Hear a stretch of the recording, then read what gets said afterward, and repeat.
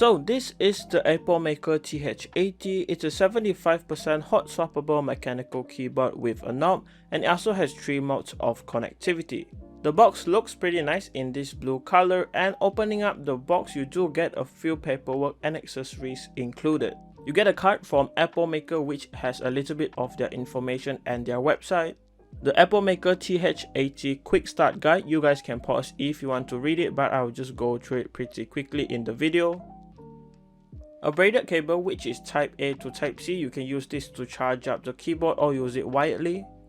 And a pretty nice white color 2-in-1 switch and keycap puller. And you also get the keyboard wrapped in this plastic. So this is the Epomaker TH80. You can see the 75% layout with the exploded layout on the right side, and there's also a knob on the top right.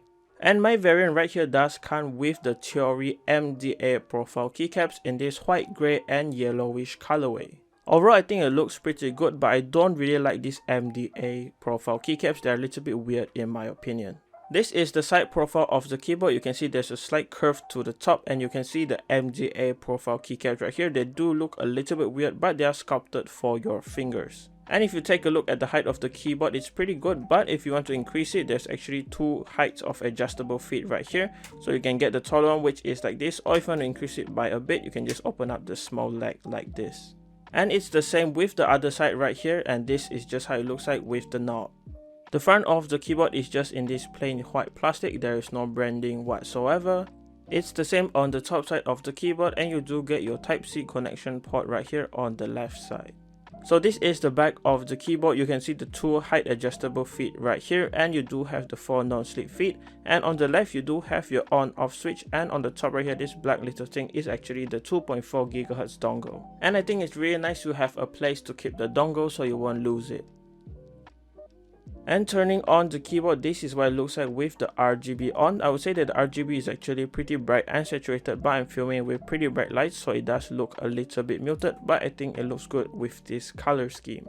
And there are a few RGB lighting modes built into the keyboard. To switch between them, you just have to press the function and the slash key. But if you want to further configure the keyboard, there is a software from Epomaker which you can do that with. So covering the keycaps again, these are some MGA profile keycaps. I don't really like these kind of profile keycaps. They are a little bit flat and weird to me, but I do have the Theory colorway right here, which is the grey, white and yellow colorway. I like how these keycaps look, but if you're not a fan, they have another one called the Monet keycaps, which look a little bit like a bluish pastel.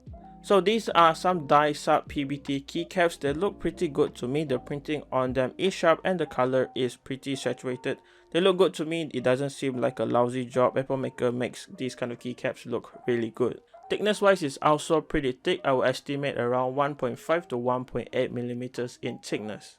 Now moving on to the switches. My variant right here does have the Gateron Pro Blue switch, which is the clicky switch, also known as the really noisy switch. I'm not a fan of this switch, but Epomaker did send this variant over. But don't worry if you're not a fan of clickies as well. There are a lot more options on Epomaker's website, and most of them come from the Gateron Pro line of switches. Basically that means that all the switches come pre-looped from the factory, so you don't have to loop them yourselves. These are pretty nicely looped in my opinion. And if you're wondering, it is a hot swap PCB. It's a 5-pin hot swap PCB with south-facing RGB. That is really good, so there's no interference whatsoever with cherry profile keycaps. And as for the stabilizers, these are also pretty good stabilizers included. There are some normal plate mounted steps, but they do come pre-looped from the factory. And again, from my usage, these look and feel pretty good. There's not much rattle at all. And I was curious what the keyboard looks like inside, so I did open it out. It's pretty simple to open up. There's only 2 screws holding it in place, and they are right underneath the 2 adjustable feet. After unscrewing those 2 screws, you can now just use something to pry open all of the clips on the top and bottom of the keyboard. After you have the clips removed, remember to remove the knob, and the top frame should just pop out of place. And putting that aside, you can see we have opened up the keyboard, and remember to disconnect the battery from the PCB.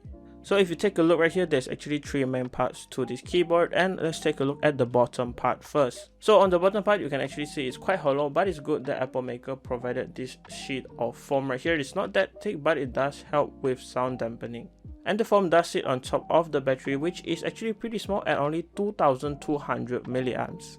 And taking a look at the PCB, you can see this is the back of the PCB, and you can see all of those hot swap sockets. They look pretty good, but I'm not sure what brand they are. There's no branding on them, but they look solidly in place, and they do look a little bit like Gateron hot swap sockets. And looking from the side, you can see in between the plate and the PCB there is also a sheet of foam right here. This is some pre-cut foam, just like the foam right here. I believe it's PE foam, so this helps with sound dampening as well. And there's actually nothing much on the top frame right here. It just houses some of the gaskets to hold the plate in place. So now let's reassemble everything and move on to the typing sound test. So a quick disclaimer, these are going to be blue clicky switches, so it's going to sound quite bad in my opinion. So if you don't want to hear that, you can skip it, but headphones users, do be aware it's going to sound really loud and noisy.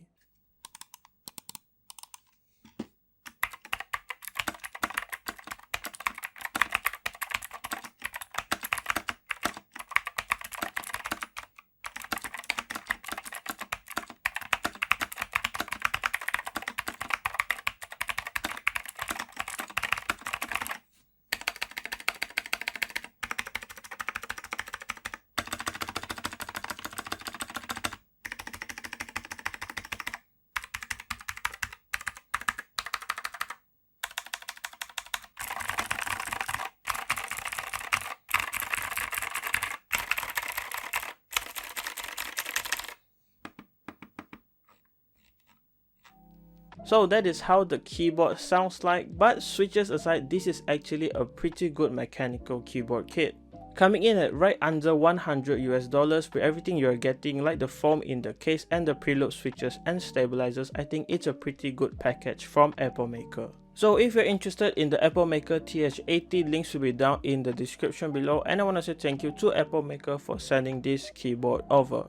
And that does it for this video, guys. Leave a like on this video if you liked it, dislike this video if you didn't like it, subscribe to my channel if you haven't. I have more content like this coming very soon, and as always, thanks for watching. Goodbye, guys.